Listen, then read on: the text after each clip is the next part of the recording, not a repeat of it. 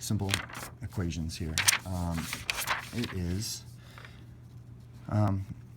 oh yeah, all right, so things to consider. What does this equation tell us? Well, if we think about it, it's going to tell us when we have stable populations, and that's going to be whenever the population is equal to 0 or when the population is equal to m, the maximum amount. What is the point of maximum population growth? Okay, maximum population growth, if we go back to this, this is the rate at which the population is growing. That's our differential equation. When is this going to be a maximum? Well, it's going to be when we're halfway between our two stable, our 0 and m. So when the population over the maximum is 1/2, and we take away 1/2 from 1, it's always going to be halfway up. It's going to be happening when the population reaches 1/2 over m over 2, and then we would have to just solve it for time based on subbing in to our equation here, okay? And so we could go back and then just use logarithms to solve for the time at which that happens, all right? Now, just to make things sort of go along more quickly, if we're able to use our calculator in any of these problems, I put this in, and here's our graph of that equation. Okay, it's a typical logistic curve. There's the equation in there.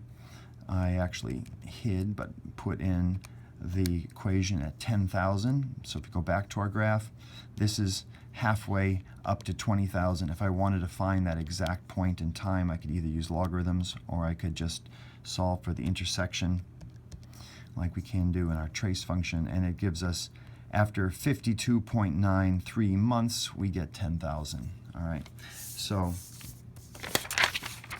the point of maximum population growth is when t is equal to 52.933 months, okay? And that's when the population's at 10,000. So we can also find the time to reach any population, and also the population at any time. So if I wanted to do that, I think I have one. When will the population, or what is the population when it's 3 or 12 or 36 months? Again, on the calculator, it's easy. We just hit trace, we type in 3, we hit enter, and that's only 134 rabbits after 3 months. Not so many, but we go 12 months, and we're up to 300. We go 36 months, and we're getting into serious rabbits here, 3,000. You can see if I were to go, I think about 110 maybe, I'm going to be way up here at 19,933. So it's going to take about 10 years or so to get almost up to that carrying capacity. So when will it reach 10,000? We did that. That's that maximum growth.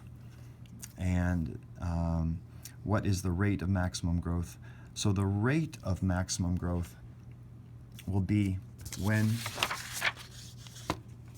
we plug in all the values into this function here. So we'd plug in 0.1 for that rate. We'd plug in the population of 10,000, and we'd plug in 1 minus, and we're at 10,000, it's 1/2.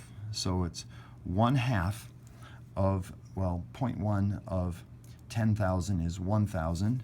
Forgot a 0. So 1/2 of 10,000, sorry, 1/2 of 1,000 is 500. When we evaluate, that would be 500.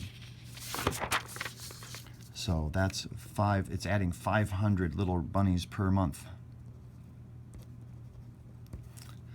Well, I left out this very first part, which is what would the actual equation look like. The equation that I typed into the calculator is just that the population over time is going to be that maximum 20,000 all over then 1 plus E, sorry, not E, but that 199 value. So on the calculator, where did that come from?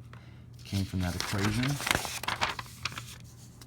M minus P naught, the initial population, over the initial population.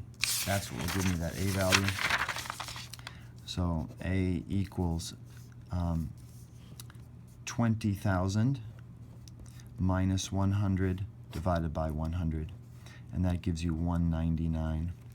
And then that's e to the minus 0.1 times t. There's our variable t. Okay, so that is what you type into your calculator very carefully.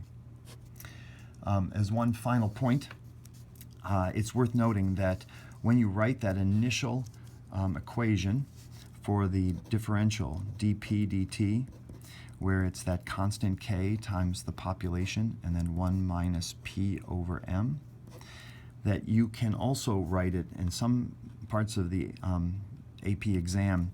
They multiply inside here by m and they divide outside here by m. That will not change the expression, but we write it as k over m, and that's just a number they'll give you in the exam. Then there's p, and then this is just m, and if I'm multiplying m times each of the 1 and the p, it cancels here. You'll see it in this form quite often. There are many multiple choice questions that write it in that form, but don't be fooled, it's still the logistic growth equation. Okay, there's a lot there, but hopefully that'll get you started.